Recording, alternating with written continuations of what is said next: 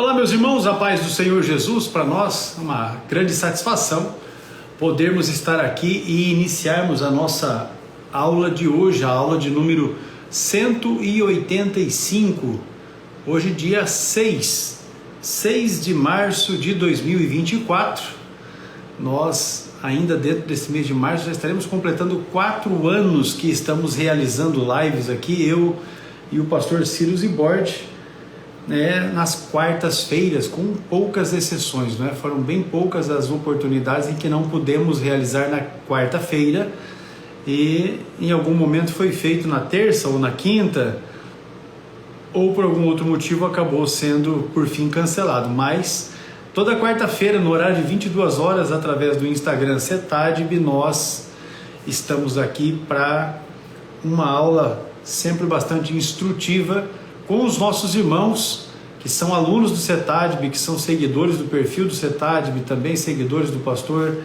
Ciro Zibordi. Fato é que para nós é uma satisfação muito grande poder, estar com os irmãos e aqui nós realizarmos, este maravilhoso trabalho. Bem dizer ao Senhor pela vida, porque Ele tem sido maravilhoso conosco, e ainda que não sejamos merecedores, tem nos ajudado, tem nos auxiliado, tem derramado da sua bênção copiosamente sobre as nossas vidas, motivo pelo qual somos alegres. Enquanto o pastor Ciro está ajustando as coisas ali, vamos para Mateus capítulo 27, o texto de número 50, versículo de número 52, diz assim: E abriram-se os sepulcros, depois da ressurreição dele, entraram na cidade santa e apareceram a muitos. Deixa eu ler o 52. E abriram-se os sepulcros, e muitos corpos de santos que dormiam foram ressuscitados, e saíram dos sepulcros, depois da ressurreição dele, entraram na cidade santa e apareceram a muitos. E o centurião e os que com ele guardavam a Jesus, vendo o terremoto e as coisas que haviam sucedido, tiveram grande temor e disseram: verdadeiramente este era o Filho de Deus. Eu li esse texto porque ele vai nos ajudar já na primeira questão relacionada aqui à nossa aula de hoje. Pastor Ciro Sanches Zibordi, a paz do Senhor. Tudo em ordem? Pastor Hércules Carvalho de Nobre. O senhor sabe que todas as pessoas que têm esse sobrenome com I no final são pessoas importantes, né? Pavarotti, Ferrari, de Nobre, Ascioli, Zibordi. E aí, tudo bem, né, pastor Arcos? Graças a Deus. Tomara que hoje não falte energia aqui, que ontem eu estava fazendo uma live aqui do meu canal e, rapaz, acabou a energia bem no meio da live, imagina. Tem chovido muito aí? Ontem choveu demais. Aqui tem dado bastante promessa, mas a chuva tem ficado. Choveu muito. Não chegou com força, né? A gente recebe notificação por SMS aqui no estado, informando de temporal, chuva forte e arrebentação, manda-se abrigar, mas aí a chuva não vem. Graças a Deus a coisa está bem tranquila. É isso aí. Mas como estão as coisas em Apucarana? Mostra bem? Está bem. Como que... Bem, graças a Deus. Saúde boa, tudo certo. Maravilha. Fizemos cirurgia, recuperando a cirurgia, e vamos que vamos avançando cada dia em nome de Jesus. Trabalhando sem parar, né? Na verdade, trabalhando a gente não parou, a gente continua, só continua. Não tive o luxo. A gente que é chefe, né? A gente que é chefe não tem o luxo de poder parar. Então, vamos lá. É importante se manter ocupado, porque a gente se mantendo ocupado, a gente acaba esquecendo um pouco dos problemas, né? Pois é, e não dá espaço para a mente pensar bobagem, né? Verdade. Desse jeito. Mas é uma satisfação podermos estar aqui. Eu estava dizendo aqui que esse mês nós vamos completar 4 anos fazendo live. Pensa num povo doido, né, rapaz? Pois é, a live aqui no nosso caso chegou para ficar, né? Pois é. Algumas pessoas começaram com as lives, depois quando acabou a pandemia o pessoal deixou, outros fazem esporadicamente, mas aqui, no nosso caso, Nós, na verdade, estamos apresentando aqui como o senhor sempre chama, né? Uma aula, né? É aula, claro. Então, Nosso negócio aqui é aula. No nosso caso é semanal e claro que nós temos os nossos alunos, né, matriculados, mas é uma forma também de oferecer a outros irmãos, né, que não conhecem ainda o CETADB, esse Centro Educacional Teológico das Assembleias de Deus, que completou agora no mês de fevereiro 14 anos. 14 anos. E que hoje, irmãos, com toda humildade, né, sem querermos nos ensoberbecer, porque toda a glória é para o Senhor, mas hoje o Centro Teológico Educacional que mais cresce no Brasil é o CETADB, né?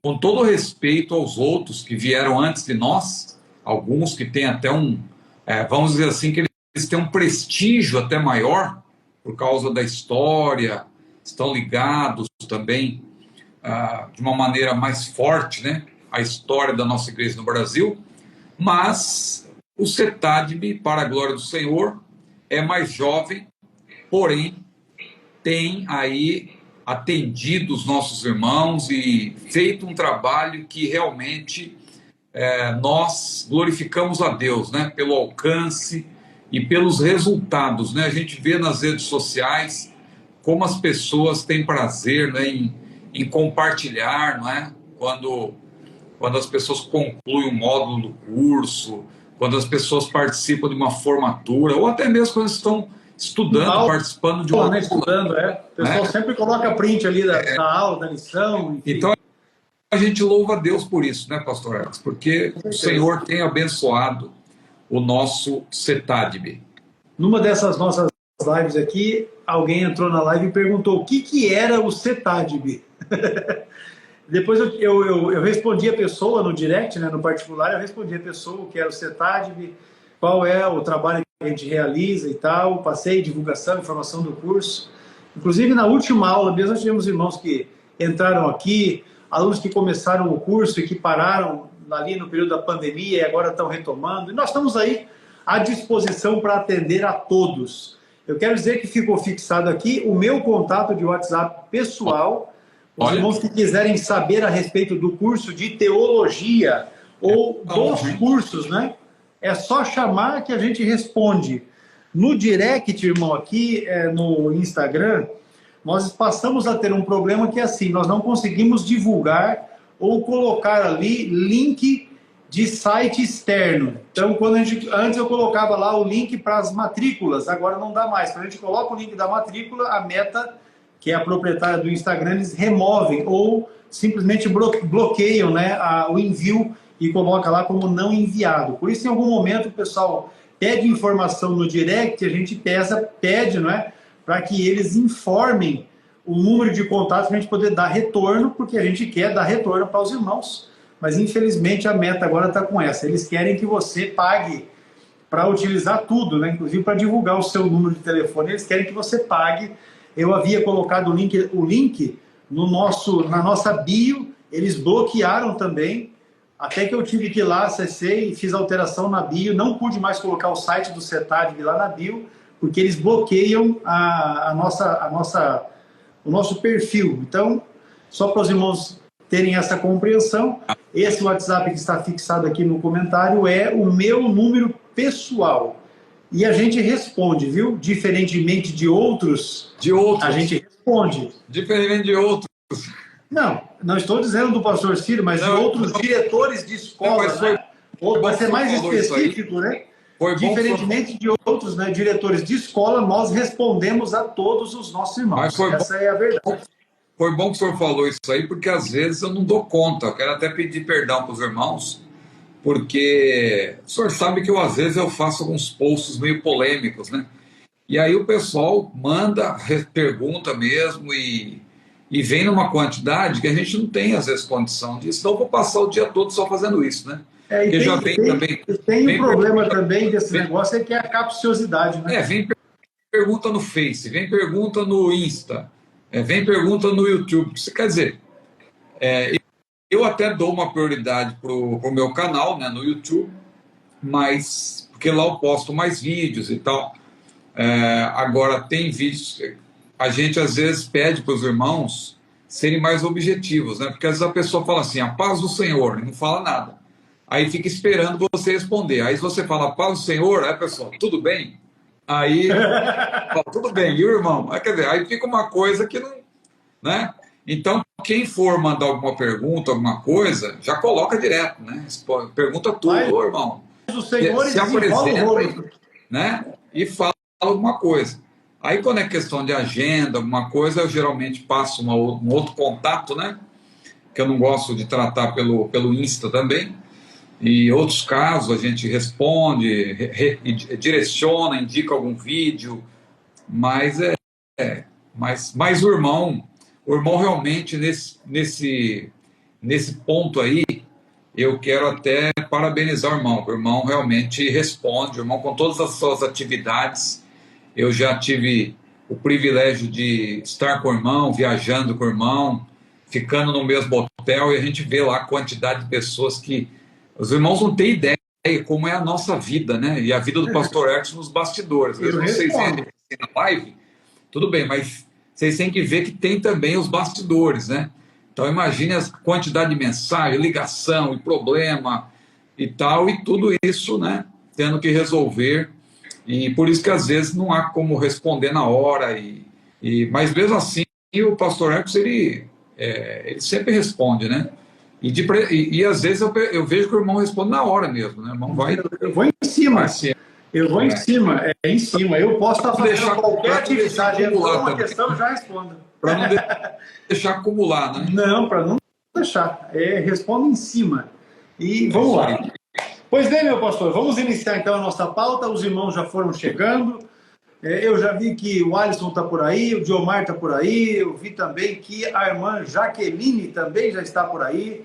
Todo o pessoal que trabalha conosco aqui no CETAD, né? Aqui, assim, por nos referir ao CETAD, mas o Alisson é do Rio Grande do Norte, a Jaqueline trabalha com a gente aqui na sede, o Diomar também, gerente nosso, trabalha com a gente aqui, e vamos avançando em nome de Jesus, porque Jesus é bom, paga bem, não fica devendo nada para ninguém. Amém. Amém. Olha, eu li o texto, pastor, de Mateus capítulo 27, no início da nossa live aqui, logo na abertura. Eu li Mateus capítulo 27, os versículos 52 e 53, porque o texto faz referência a pessoas que ressuscitaram logo após Jesus haver ressuscitado. E a primeira pergunta que nós temos aqui é justamente essa. As pessoas que ressuscitam ou que ressuscitaram logo em seguida de Jesus, elas morreram logo em seguida? Ou seja, elas ressuscitaram e logo morreram, ou elas ainda continuaram vivendo por algum tempo? É a pergunta que nós temos aqui, a primeira desta live do dia 6 de março de 2024, a nossa aula de número 185. Muito boa pergunta. Eu até abri o texto aqui também. O senhor leu os versículos 52, né, e 53. Mas, só para contextualizar, os irmãos que talvez não tenham familiaridade com esse texto, aqui, esse texto está tratando do momento em que Jesus deu o brado da vitória, né, como João registra, João 19, versículo 30, Jesus deu o brado da vitória e disse, está consumado. Aí, como se fosse uma sequência, porque tem até aquela mensagem que eu já preguei algumas vezes, eu estou até com saudade de pregá-la, quem sabe eu volte a pregá-la, as 7 palavras da cruz, né? E eu lembro que a 6ª era, está consumado, e a 7ª é justamente aquela que, clamando com grande voz, rendeu o Espírito e tal. E em Lucas, me parece que está mais claro, Pai, nas tuas mãos entrego o meu Espírito. Mas aqui em Mateus, no versículo 50, diz que Jesus, clamando outra vez com grande voz, rendeu o Espírito. E eis que o véu do templo se rasgou em 2, de alto a baixo. Então, algumas coisas aconteceram quando Jesus deu o último suspiro, entregou o seu Espírito ao Pai. Algumas coisas aconteceram. Então, a primeira, o véu do templo se rasgou. Só que ele não se rasgou de cima para baixo. Ele se rasgou, ou melhor, é o contrário. Ele não se rasgou de baixo para cima, ele se rasgou de cima para baixo, né? Isso não é por acaso, porque aquele véu, inclusive, não era um véu, quando a gente fala de véu hoje, pensa numa coisa fina, né? Transparente até, o véu que se coloca no cabelo, o véu da noiva, mas o véu aí era uma cortina, e era uma cortina que tinha uma espessura considerável, que, de acordo com os entendidos, não podia ser rasgada com as mãos. Então, quando a Bíblia diz que foi rasgado de cima para baixo, isso não é por acaso, porque aquele véu, como que ele poderia ser rasgado de cima para baixo? Era difícil. Ele era rasgado de baixo para cima e, segundo os entendidos, não podia ser rasgado com as mãos, somente com o auxílio de bois, puxando, junta de bois, uma de um lado, de outro, puxando, né, fazendo os bois puxando, aí aquele véu rasgava-se, de baixo para cima. Mas quando Jesus deu o brado da vitória, o véu se rasgou de alto a baixo, indicando que a salvação vem de cima. A iniciativa para salvar o pecador vem do alto, né? Mas diz também que tremeu a terra, fenderam-se as pedras e abriram-se os sepulcros. Aí começa o mistério para nós, porque a gente não pode ser dogmático. Eu não conheço nenhum teólogo que se arrisca, teólogo sério, né? Experiente, como, por exemplo, o mestre Antônio Gilberto, Stanley Horton. Eles se posicionam sobre essa passagem, mas eles deixam claro que não estão sendo dogmáticos. E eu também não vou ser dogmático, porque o nosso irmão quer saber se essas pessoas que vão ressuscitar, aqui na continuação da leitura, se elas ressuscitam para não morrer, ou seja, uma ressurreição gloriosa, ou se elas ressuscitam para morrer depois, como foi o caso de Lázaro e outras ressurreições, Dorcas e assim por diante, não é? O filho da viúva de Naim. Então, veja, quando nós olhamos para essa passagem, eu particularmente, como a Bíblia explica a própria Bíblia, a Bíblia análoga, eu penso que essa passagem não se refere a uma ressurreição especial, a uma ressurreição gloriosa, como ocorrerá no arrebatamento. Porque aqui diz que abriram seus sepulcros e muitos corpos de santos que dormiam foram ressuscitados. Muito bem. Aí um primeiro problema, entre aspas, problema para nós, né? Que diz que esses que ressuscitaram, apesar deles terem ressuscitado no momento exato em que Jesus deu o brado da vitória, em que Jesus entregou o seu espírito ao Pai, né? E o véu se rasgou, tremeu a terra, fenderam-se as pedras e abriram-se os sepulcros. Claro que, pela sequência aqui, a impressão que dá é que eles ressuscitaram nesse exato momento, só que depois, no versículo seguinte, diz que, saindo dos sepulcros, depois da ressurreição de Jesus, entraram na Cidade Santa. Então, fica a dúvida, né, se eles de fato ressuscitaram e ficaram ali aguardando, né, uma coisa meio difícil de nós entendermos. Mas a questão principal não é essa. A questão é se eles ressuscitaram e depois voltaram a morrer, ou se eles ressuscitaram e foram tomados e levados para o Pai. Eu já vi alguns irmãos tentando desconectar lá de 1 Coríntios 15, 23, ali aquela frase diz: Cristo as primícias, depois os que são de Cristo na sua vida. Então a pessoa diz assim, ó, tá vendo? Aqui está claro, Cristo ressuscitou e junto com ele as primícias. Só que na verdade a construção ali não é esta. Ali, na verdade, as primícias se refere ao próprio Senhor Jesus. Ele as primícias, porque ele é o que abre essa que é chamada de primeira ressurreição, a ressurreição da vida. Que nós temos explicado aqui que primeira ressurreição, na Bíblia, na verdade, uma modalidade, não é? É um tipo de ressurreição.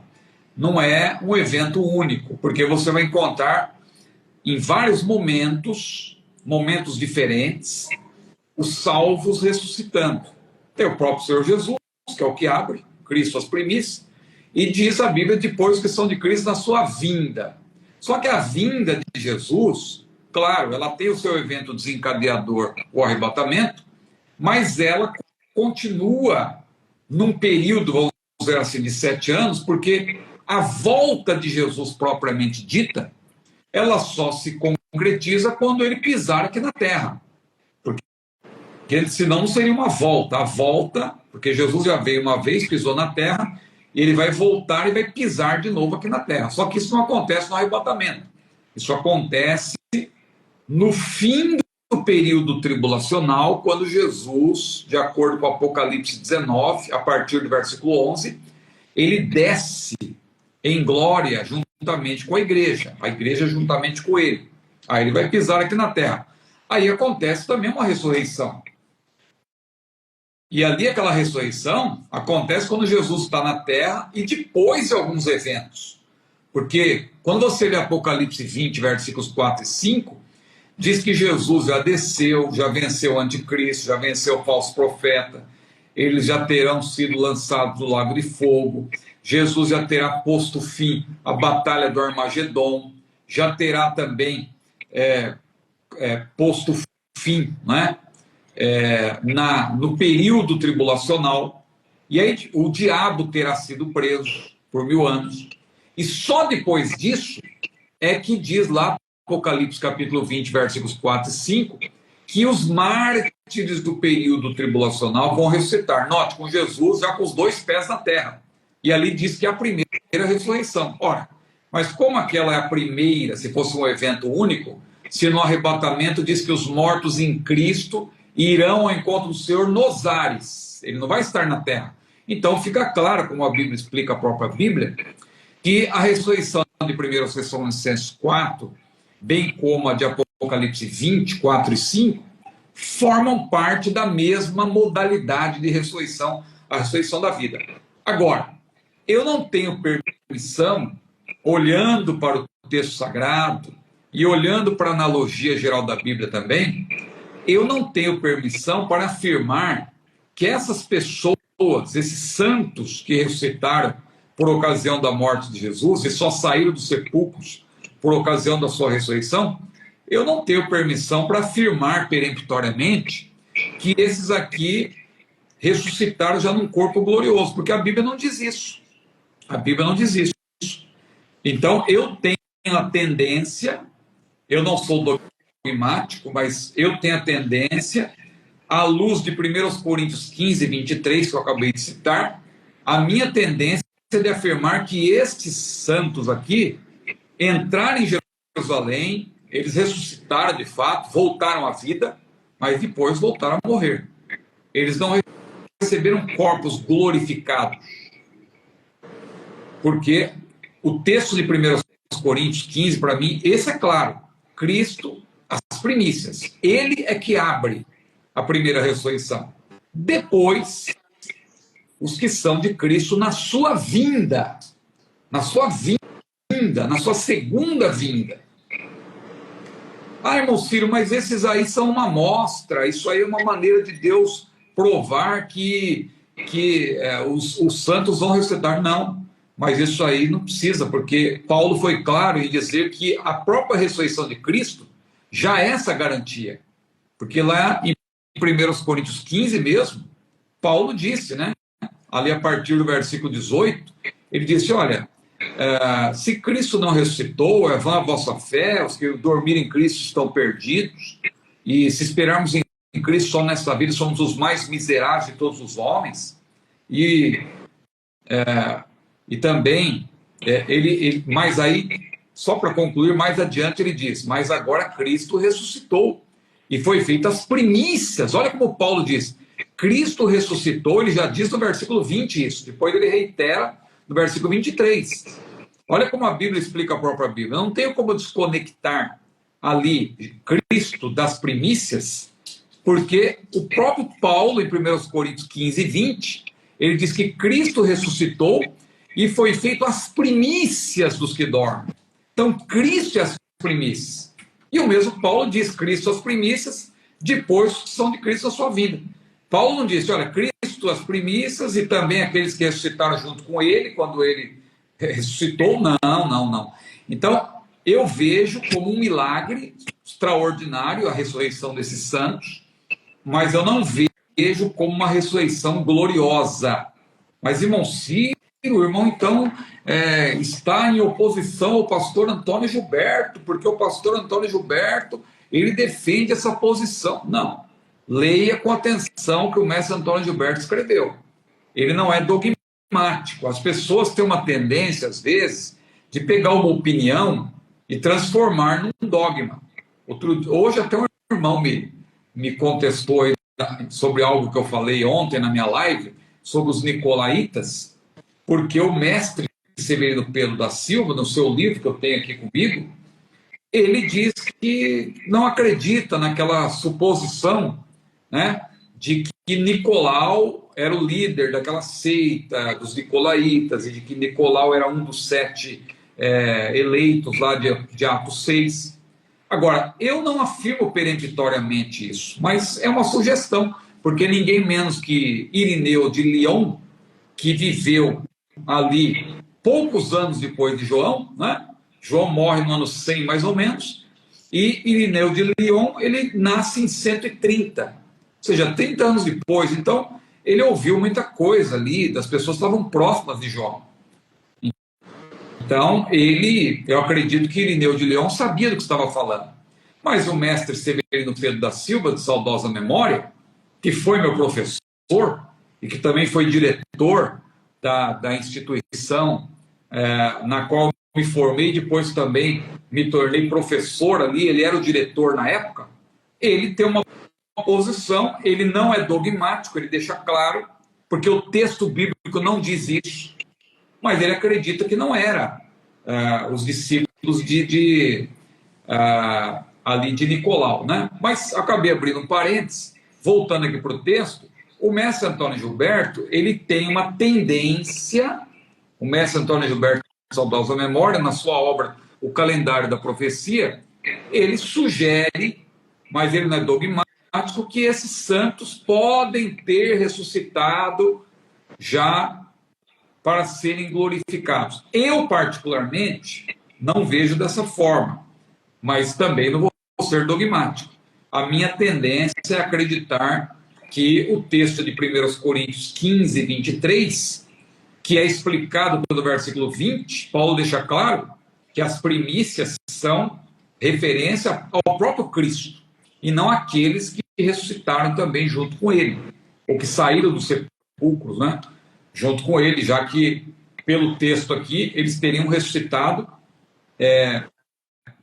Eu já vi autores também querendo dizer, não, aqui nessa sequência, na verdade, eles ressuscitaram mesmo quando Jesus ressuscitou, mas o texto para mim está claro, eles ressuscitaram quando Jesus deu o brado, né? Está consumado. Mas eu acredito, então, só para não ficar em cima do muro, vamos dizer assim, né?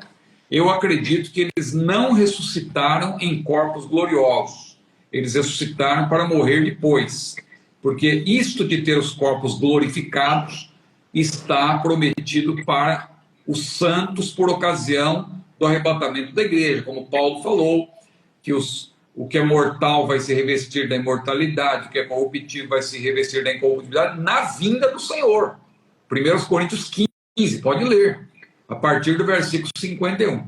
Então de minha parte, eu vou dizer assim, não sou dogmático, mas eu vou dizer que mais 90%, na minha opinião, é que não ressuscitaram esses crentes aqui de Mateus 27 para terem corpos glorificados. Foi uma ressurreição, se bem que podemos chamar que foi uma ressurreição normal, né? Porque não pode ser normal, mas não é uma ressurreição em corpos glorificados. Muito bem. Eu creio assim, eles ressuscitaram e foram cuidar da vida, plantar, colher, se alimentar, cuidar das crianças. É isso aí. E depois passou um tempo. Cumprir a grande comissão, né? Foram cumprir a grande comissão, né? Isso aí. Eu creio assim, e acho que a gente não está muito errado de pensar dessa forma. Muito bem. A segunda questão para a nossa aula de hoje é esta aqui. Como será o julgamento de crianças que morrem tendo em vista que não confessaram a Cristo como Salvador. E também a respeito de bebês, etc., é a questão levantada aqui para os nossos irmãos. Essa questão é um pouco complexa, né? Ela, vamos dizer assim, que ela pode ser simples ou pode ser complexa. Eu até escrevi há algum tempo, já tem alguns anos, eu escrevi um artigo para a revista Manual do Obreiro, né, da nossa CPAD, sobre essa questão. E eu estou até com o texto aqui que eu queria fazer menção, não vou ler todo, mas uma rápida menção, porque existem algumas teorias. E eu acredito que essas teorias, elas são, assim, uma forma de querer adaptar a Bíblia a determinados posicionamentos, né? Então, por exemplo, uma teoria é a teoria do julgamento igualitário, né? Deixando bem claro o seguinte, que o irmão pergunta como será o julgamento de crianças que morrem. Eu acredito que ele está se referindo, claro, àquelas crianças que não atingiram, eles falam de bebês também, né? Então, aquelas crianças que não atingiram a idade da razão, né? Aquela maturidade para poder crer, porque a Bíblia diz, quem crer e for batizado será salvo, quem não crer será condenado. Então, da EBD. Oi? Tema da revista da EBD. Então, do domingo isso aí que passou. que tem sido tratado agora, que estamos falando do batismo, agora tem a ceia, né, que tem uns assuntos que são um pouco difíceis as pessoas entenderem, e uma delas é essa, essa questão do chamado pedobatismo, né? Muitos acreditam que o batismo infantil ali é um sacramento, né? E nesse sentido o sacramento confere graça para a criança que seria salva por esse sacramento. Biblicamente falando, eu creio que isso aí é uma tentativa de ajustar, na verdade, a Bíblia a uma determinada escola. Nesse caso, mais precisamente ao calvinismo, né? Que o calvinismo tem essa tese do batismo e tem também a tese da aliança familiar. Mas, para nós, isso é muito mais simples, né? Porque nós cremos naquilo que Jesus falou. Que Jesus falou que dos tais é o reino de Deus. Tem um pequeno detalhe que eu queria enfatizar. Então, deixa eu só citar rapidamente as teorias. A teoria do julgamento igualitário é aquela teoria que diz o seguinte, olha, não existe inocência nenhuma para criança. A criança é o seguinte, foi concebida, nasceu, não importa. Se morreu, ela está sujeita à condenação. E vai ser salva como? Não tem como. Então, essa teoria do julgamento igualitário tenta colocar no mesmo patamar pessoas que já têm o desenvolvimento pleno, já chegaram à idade da razão, e pessoas que estão na fase da chamada inocência, né? Entre aspas. Então, a teoria do julgamento igualitário diz que a inocência das crianças é apenas uma crença popular, só que eu acredito que essa tese está errada, justamente por não fazer essa distinção entre pessoas mentalmente maduras e pessoas mentalmente imaturas para crer no Evangelho, né? Jesus, ele não seria injusto, né? Por exemplo, imagina uma criança recém-nascida, ela nasce, aí um dia depois morre, vamos dizer assim. Aí ela vai chegar na eternidade, lá no dia do juízo, vamos dizer, no trono branco, que todos, o mar dará os seus mortos e tal, os mortos que estão no Hades também, ou seja, as almas e os corpos, a parte imaterial e a parte material vão ser unidas na ressurreição para comparecer diante do juiz. Aí imagine uma criança recém-nascida que, por uma tese como essa aqui, terá sido condenada. E ela vai receber a sentença. E a Bíblia é clara lá em Apocalipse capítulo 21, versículo 8, diz o motivo pelos quais essas pessoas serão condenadas. Os seus nomes não vão estar no livro da vida. E diz por quê? Por quê? Lá diz, quanto aos tímidos, e aos incrédulos, e aos abomináveis, e aos fornicários, e aos idólatras, e aos feiticeiros, e aos mentirosos, e etc. A sua parte será no lago que arde com fogo e enxofre, que é a segunda morte. Aí eu fico imaginando, né? O bebê recém-nascido, porque se ele vai ouvir essa sentença, ele vai ter entendimento para ouvir a sentença. Só que aí ele vai olhar assim, mas eu fiz tudo isso, né? Ou seja, ele não teve nem a oportunidade de entender o que é o pecado, o que é o plano da salvação. Então veja que aí nós temos uma grande contradição. Uma outra tese é a tese que eu citei da teoria da aliança familiar. Alguns teólogos de linha calvinista, eles acreditam que aquele texto de 1 Coríntios 7, né, versículo 14, ali, quando Paulo diz assim, deixa eu abrir aqui, porque o marido descrente é santificado pela mulher, e a mulher descrente é santificada pelo marido.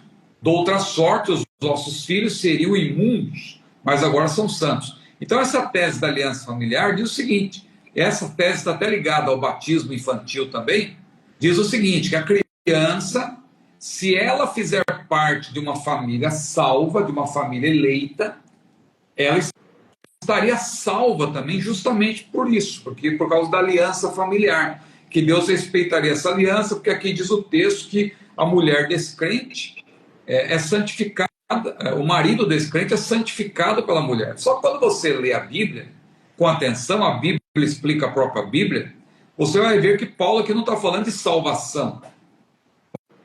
Paulo não está falando de santificação no sentido de salvação. Ele está falando de o cônjuge dar um bom exemplo para que o marido, o cônjuge, ele observe esse exemplo e ele passe a ter um temor de Deus e tal, e respeitar o seu cônjuge por conta disso. Porque mais adiante, olha como a Bíblia é clara, no versículo 16, olha o que Paulo disse, porque donde sabes, ó mulher, se salvarás o teu marido? Ou donde sabes, ó marido, se salvarás tua mulher? Ou seja, está claro que aquele exemplo não é suficiente. Aquela conduta santa não é suficiente para santificar o marido ou a mulher no sentido de salvá-lo propriamente. Porque a salvação tem a ver com uma escolha individual. Então, essa questão da aliança familiar também não resiste a uma análise mais cuidadosa. Só que essa tese está ligada ao batismo infantil, né? A aliança familiar, que a meu ver é antibíblica, ela acaba se assemelhando também àquela tese romanista da salvação com base no batismo sacramentalista. Porque o batismo, até aproveitando que nós tivemos uma lição sobre isso, o batismo para a Igreja Católica Romana e também para determinados segmentos protestantes, os luteranos, os calvinistas, eles defendem também o batismo como um sacramento. Veja, o que é um sacramento? A ceia, por exemplo, a ceia é um sacramento? Para nós, assembleianos, não. Para nós, a ceia é uma ordenança. Por isso que nós não temos problema com a sobra da ceia. Alguém acha um absurdo. Outro dia eu dei uma resposta, falei, olha, se sobrar coisa da ceia, o ideal é que não sobre, mas se sobrar, dê um bom fim para isso, alimente alguém que, entendeu? Talvez dar para as crianças, que algumas igrejas fazem, possam banalizar e tal, mas não tem problema, guarda o pão, oferece para alguém, mesmo o pão que foi pelo qual foi dado graça, né? Mas sobrou, vai fazer o quê? Joga fora, enterra, lance água corrente, que é o corpo de Cristo, queima. Não, para nós não é o corpo de Cristo, literalmente. Então nós não cremos que o pão e o cálice se transformam no corpo de Cristo, a transubstanciação da Igreja Católica. Nós também não cremos na consubstanciação, que seria o pão e o cálice, né, o pão e o suco de uva, não se transformarem no corpo, mas serem unidos ao corpo de Cristo, de maneira tal que o corpo de Cristo estivesse presente fisicamente. Veja como uma coisa, Lutero, quando ele elaborou essa ideia da consubstanciação, porque está lá no Catecismo Menor, né, de Lutero, quando elaborou isso, você vê claramente que ele não estava ainda, o autor até da lição fala isso, né? Ele devia estar cansado de muita viagem e tal, e aí... ele não estava plenamente liberto desses conceitos romanistas, né? Então eu penso que a consubstanciação acaba sendo uma maneira mais suave de falar da própria transubstanciação. Agora, nós não cremos assim, nós não cremos que a ceia ela é transubstanciação, é consubstanciação, e nem sacramento. Porque sacramento indica o quê? Sacramento indica que a pessoa ela leva o pão à boca, por exemplo, e ela é abençoada com aquele elemento, como se houvesse um poder ligado ao próprio elemento, que aquele elemento é o corpo de Cristo, ou representa, mas não, para nós não é assim. Cristo está presente na ceia, claro, ele abençoa os crentes, ele está presente, mas nós não somos místicos, né? Então, mas veja, eu acabei abrindo um parênteses aqui de novo. Vamos voltar aqui para a questão do... você estava falando, você entrou nessa questão por estar falando na questão de ser... batismo sacramentalista, né? Sacramento. Então, porque o batismo, sendo um sacramento também, e não é no nosso caso, da Assembleia de Deus, mas na igreja presbiteriana, por exemplo, e sobretudo na igreja católica romana, o batismo é um sacramento. Significa o seguinte, quando ocorre a aspersão, porque lá não é por imersão, né? Ou por efusão, como na igreja católica, o derramar de água sobre a cabeça da criança, para eles, aquilo ali torna a criança digna de entrar no céu. Ela já claro, da salvação. Na igreja católica tem também a questão da confirmação do batismo, né, a crisma, tem 7 sacramentos ao todo, né? Mas na igreja presbiteriana não, o batismo em si já é sacramentalista. Então, isso tem a ver com essa tese da teoria da aliança familiar, que eu acredito que é uma tese, desculpe-me, não se sustenta, porque pense, quer dizer que você tem um hospital, vamos dizer, um hospital com 500 crianças, nasceram várias crianças, estão lá, recém-nascidas, aí vão dizer que está no meio de uma guerra, uma bomba jogada cai justamente naquele hospital e, infelizmente, todas aquelas crianças vêm a morrer. Só que aí, dentro daquelas 500, 10 delas são filhas de crentes. E aí elas estão garantidas, estão salvas porque a aliança familiar. Mas e as outras crianças? Ah, não, é porque a salvação é por meio de eleição. Deus já tem uma lista prévia de eleitos. Então, aquelas crianças que não estão ligadas aos pais, porque elas também não foram eleitas. Ou senão algum dá uma solução. Não, nesse caso, todas estão eleitas. Se isso aconteceu. Então, as pessoas começam a buscar soluções, né? O fato é que tudo isso acaba complicando. Essa questão da aliança familiar também está ligada, eu acabei já fazendo uma associação com outra teoria, que é a teoria da eleição soberana, que eu acabei citando agora, né? Os nossos irmãos calvinistas, eles afirmam que existem crianças salvas e crianças perdidas, mesmo antes de nascerem. Haja vista a salvação e a condenação decorrerem dessa eleição soberana. Agora, Jesus foi claro, lá em Marcos 10, 14, 15, o que Jesus disse? Aqui eu estou abrindo só para ganhar tempo, pastor Arcos. Diz assim, deixai vir a mim os pequeninos, Jesus falou, e não os impeçais, porque dos tais é o reino de Deus.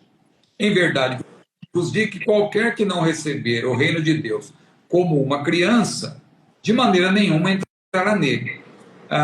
Os nossos irmãos calvinistas, eles muitas vezes alegam, né, acertadamente nesse caso, que, por exemplo, Mateus 19, versículo 14, não apoia essa ideia de que as crianças, na fase da inocência, estariam salvas, porque em Mateus 19, 14, Jesus não se refere à salvação de crianças, sim às pessoas que se assemelham a elas. Porque Jesus, em algum momento, claro, ele se refere aos salvos como pequeninos, não é? Quando Jesus disse, graças te dou, ó Pai, que ocultaste essas coisas aos sábios e entendidos e as revelaste aos pequeninos. Então, os irmãos calvinistas dizem, olha, os pequeninos não são as crianças, mas são os servos de Deus e tal. Só que tudo bem, aí é um caso. Esse que eu li aqui em Marcos 10, não. Aqui está claro, Jesus está falando das crianças. Quando ele diz, deixar vir a mim os pequeninos, e não os peçais, porque dos tais é o reino de Deus. Agora veja, em verdade vos digo que qualquer que não receber o reino de Deus como uma criança, olha o que Jesus falou, de maneira nenhuma entrará nele. Em outras palavras, as crianças, pelo que Jesus falou, elas são tão puras, tão simples, tão humildes nessa fase aí, antes da idade da razão, que elas são tomadas para exemplificar como devem ser os adultos verdadeiramente convertidos. Jesus, inclusive, lá em Mateus 11, ele deu exemplo, ele pegou uma criança, diz a Bíblia que ele pegou uma criança, colocou no meio e apontou para a criança e disse, olha, aquele que não se converter e não se tornar como esta criança, de maneira nenhuma entrará no reino de Deus. Ora, se Jesus toma uma criança como exemplo da pessoa que vai entrar no reino de Deus, para mim, não tem essas várias teorias, mas é uma questão muito simples. Jesus está dizendo claramente que aquela criança está salva previamente. Claro, quando ela crescer, tiver suas faculdades mentais desenvolvidas, ela vai entender o plano da salvação. Ah, irmão Ciro, mas isso não dá certo, porque se ela já está salva, os calvinistas não dizem que uma vez salvo, salvo para sempre? Bom, então, nesse caso, então, ninguém seria condenado, né?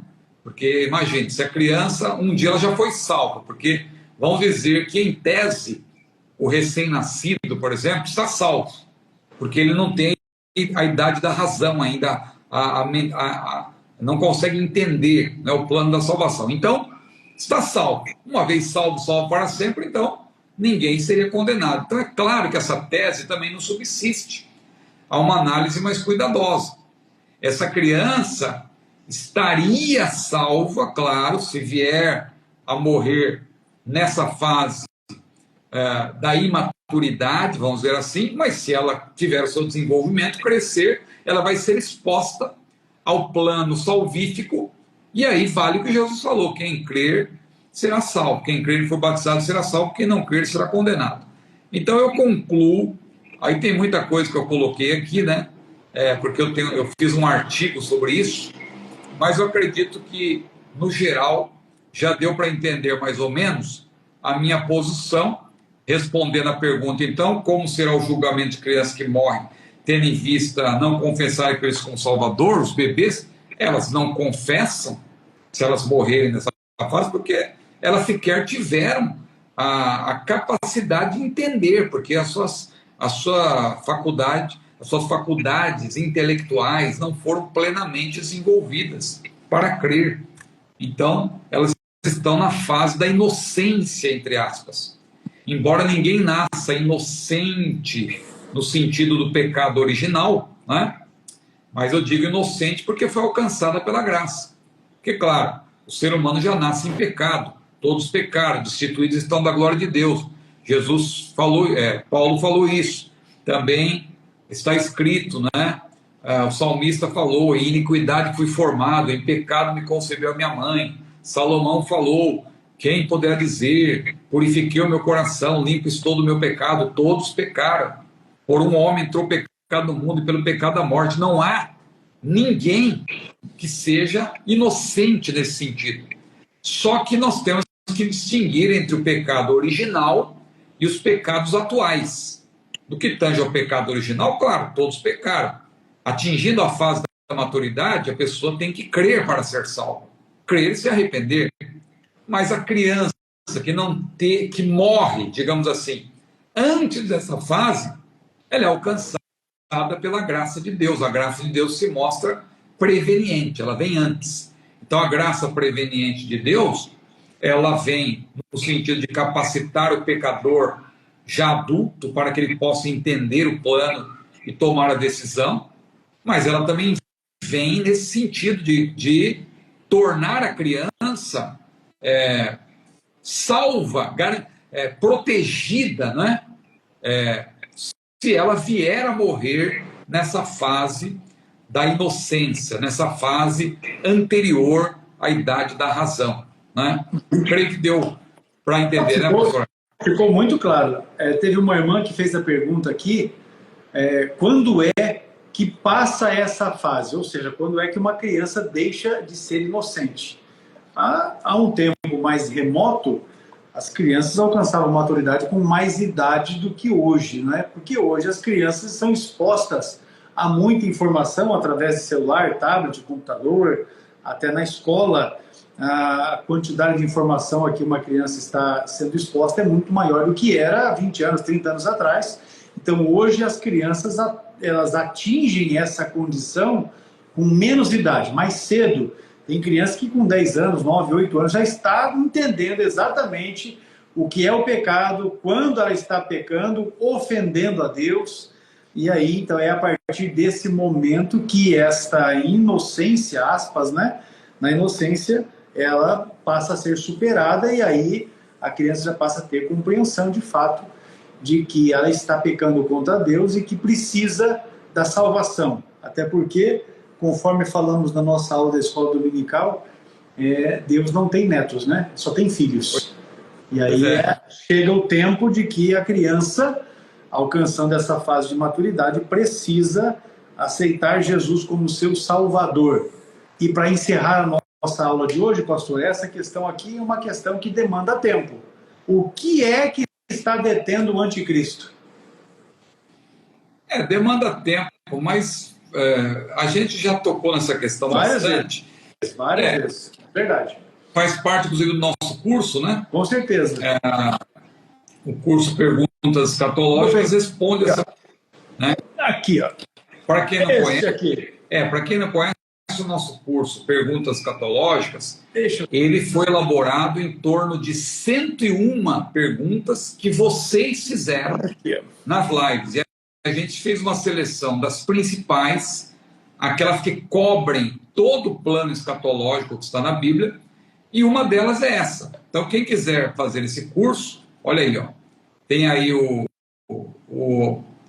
telefone, tá vendo?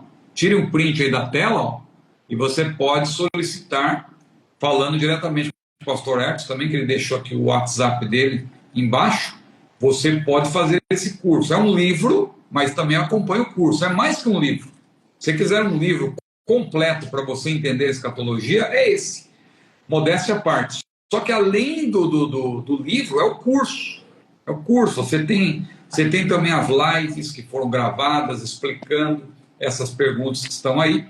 E essa aqui que nós vamos responder agora, se o pastor Hertz me permite, então eu vou passar a respondê-la. Esta pergunta já respondemos. E eu vou só reiterar.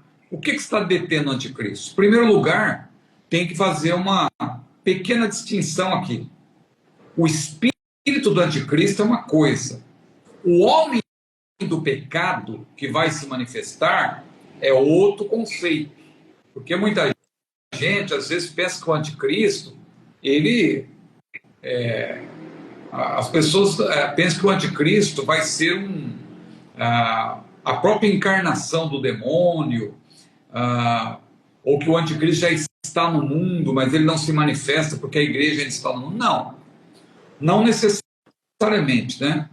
Agora, o espírito do anticristo, que está presente desde o primeiro século, Paulo falou sobre a operação do erro, João falou do espírito do anticristo. Agora, quando Paulo e João falam disso, eles estão falando do próprio Satanás, irmãos, no sentido de que a operação do erro, porque veja bem, quando você lê Apocalipse, capítulos 12, 13, capítulo 17, quando se menciona lá a besta com aquelas cabeças, chifres, você vê que primeiro o próprio Satanás, o dragão aparece com aquelas características.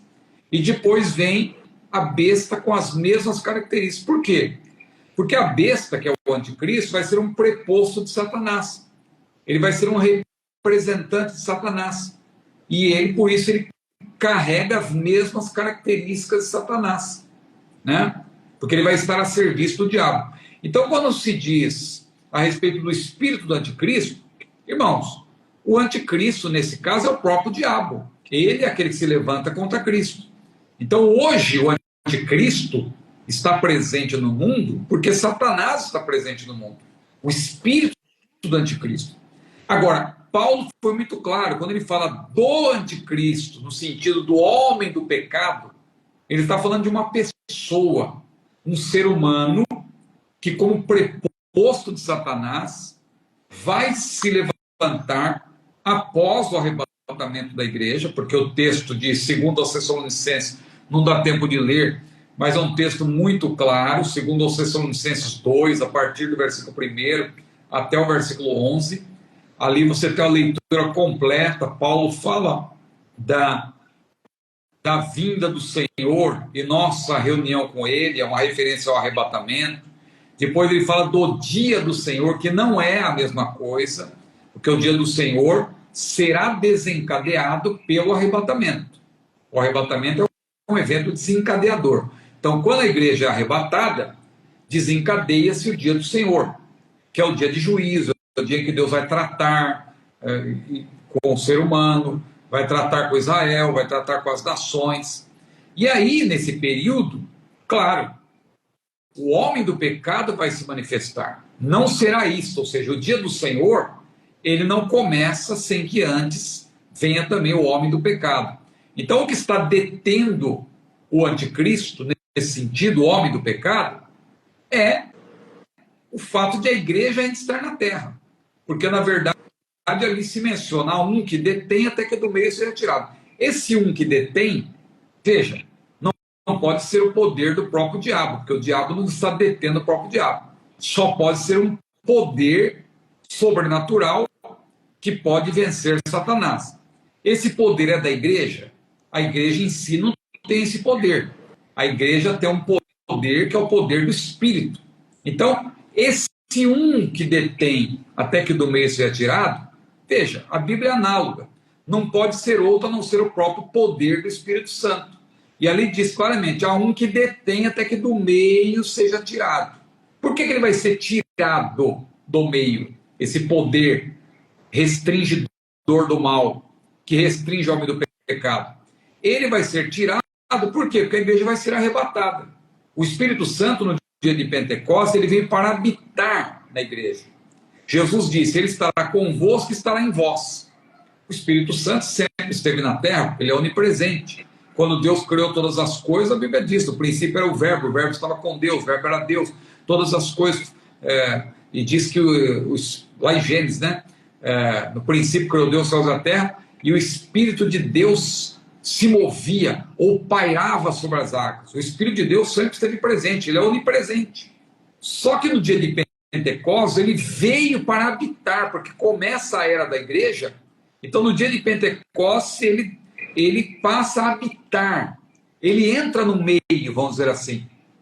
Ele que estava onipresente, ele se coloca no meio da igreja, para habitar, para agir. Jesus falou, ele estará convosco, mas estará também em vós. Então ele está habitando na igreja, ele está habitando em cada crente. Quando a igreja for arrebatada, o Espírito Santo, que é onipresente, ele não vai sair da terra, mas ele vai sair do meio.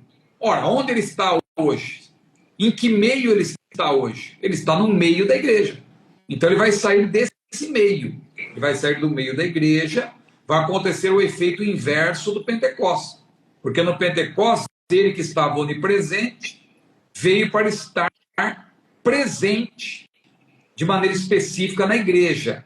Agora, no arrebatamento, ele sai do meio, ele deixa de estar presente no meio da igreja, porque ela vai ser arrebatada, mas ele continua onipresente. Porque haverá salvação no período tribulacional e quem vai convencer o pecador é o próprio Espírito Santo. Então, esse um que detém, esse poder restringidor que detém a manifestação do homem do pecado, não é outro, senão o poder do Espírito Santo. É a igreja que detém? Pode-se dizer que sim também, porque a igreja está revestida pelo Espírito Santo. A igreja está cheia do Espírito, então a igreja é coluna e firmeza da verdade. Enquanto a igreja está nesse mundo, ela é uma coluna. Quando ela for tirada, o mundo vai desabar. A igreja é luz. Quando a igreja for tirada, as trevas vão tomar conta de tudo. A igreja é sal. O sal preserva. O sal está preservando. Quando a igreja for tirada, o diabo vai ter maior permissão para agir. Então, esse um que detém é o Espírito Santo que sai do meio da igreja, que também, enquanto está na terra, ela está impedindo que o homem do pecado se manifeste. Mas quando a igreja for arrebatada, claro, com a saída do Espírito Santo do meio, aí sim o homem do pecado vai ter uma maior permissão para agir. Então, o que está detendo o anticristo de se manifestar, o homem do pecado, é justamente o fato de a igreja ainda estar na terra. Quando ela for arrebatada, o anticristo vai poder agir com maior liberdade, porque o Espírito Santo vai tirar o poder de restringir o mal. A Bíblia é clara ao dizer que no período tribulacional, o diabo terá uma maior permissão para fazer o que ele não pode fazer hoje. Hoje ele está causando estrago, mas no período tribulacional, ele vai causar um estrago maior porque ele vai ter permissão para isso.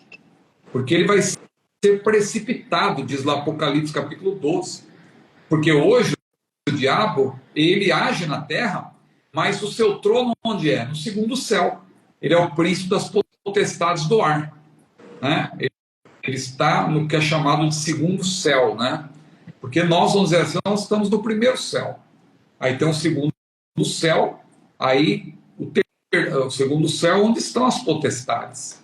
A gente entende dessa maneira, né? Porque ele é o príncipe das potestades do ar, é ali que está o seu trono, a sua esfera de ação. Mas, por ocasião do período tribulacional, ele vai colocar o seu trono aqui mesmo, mais próximo.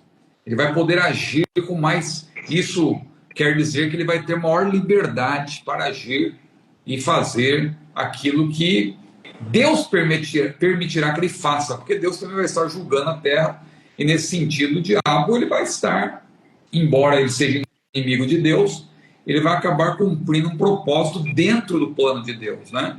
Porque o que ele vai fazer é justamente arrebanhar aqueles que vão escolher estar do seu lado, e ele vai perseguir os servos de Deus, que vão se arrepender desse período tribulacional. Muitos vão ser mortos, mas a morte àquela altura será, digamos assim, né? Como os pregadores gostam de usar, são os termos mais... É um passaporte para, né, uma vida melhor, um passaporte para o paraíso. Então, a morte vai ser uma bênção, né, para aqueles irmãos que estiverem aqui no período tribulacional, porque eles vão estar debaixo de uma grande perseguição.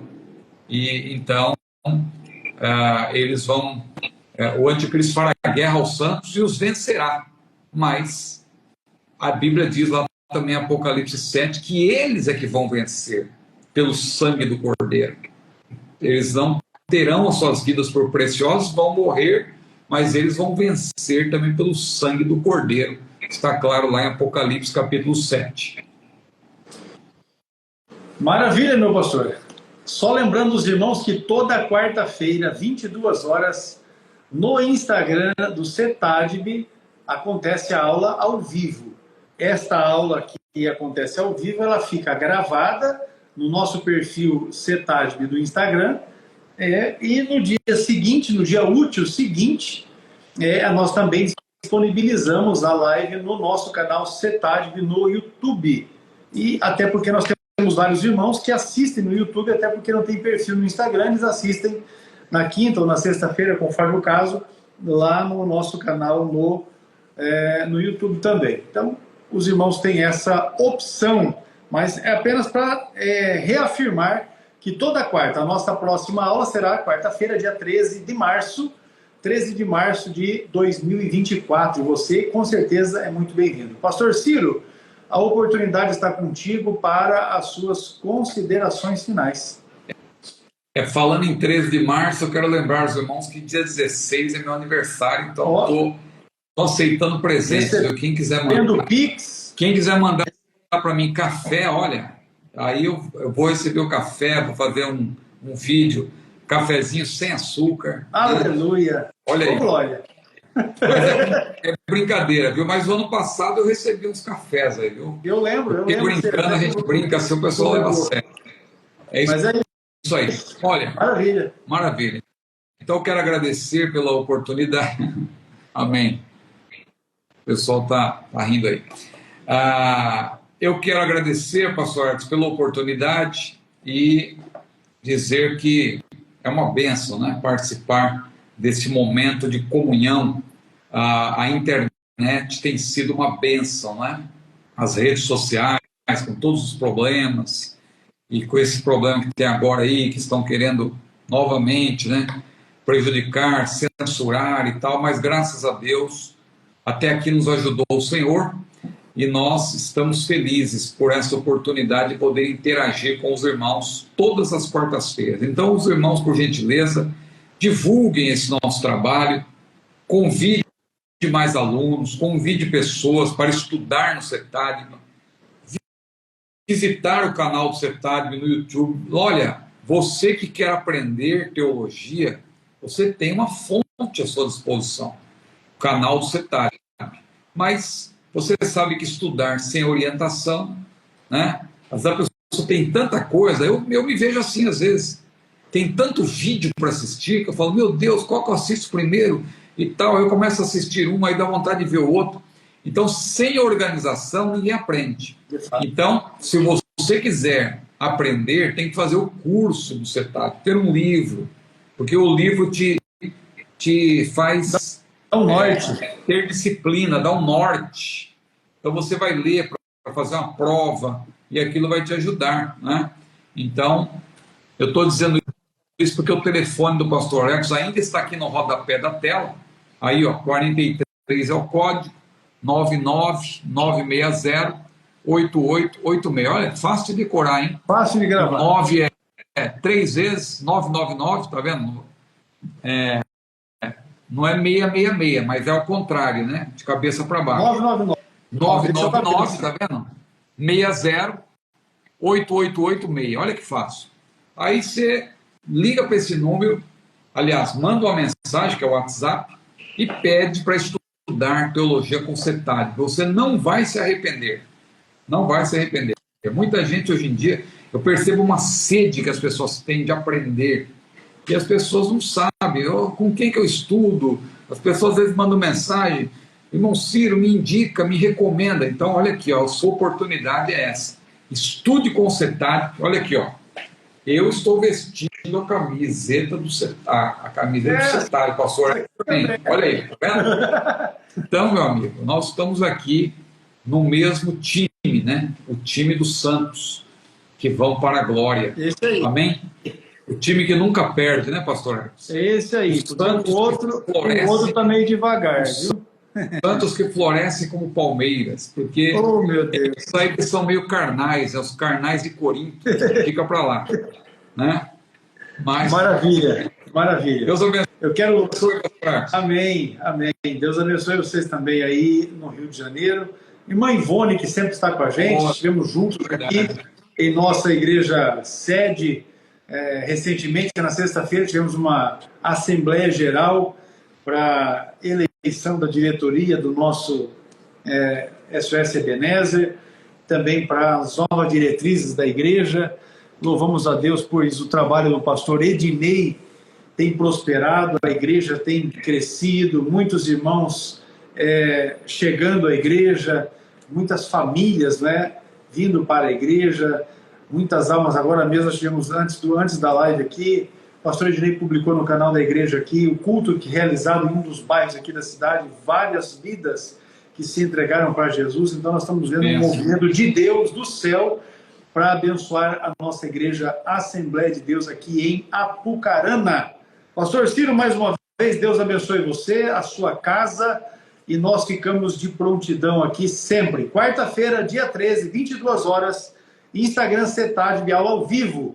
E no dia seguinte, também aula disponibilizada aos irmãos do nosso canal no YouTube. Deus abençoe a todos. Lembrando, meus irmãos, de continuarmos na oração pela saúde do pastor Evandro. Estivemos conversando com ele, ele continua carecendo, né, das nossas orações no tratamento que ele está fazendo agora, já um tratamento mais adiantado, em função de um câncer que ele teve na sua garganta, não é? Então ele estava em radioterapia para bloquear a enfermidade, e nós devemos orar a Deus pela vida do nosso irmão. O Senhor abençoe a todos, Até a próxima quarta, em nome de Jesus. Paz do Senhor.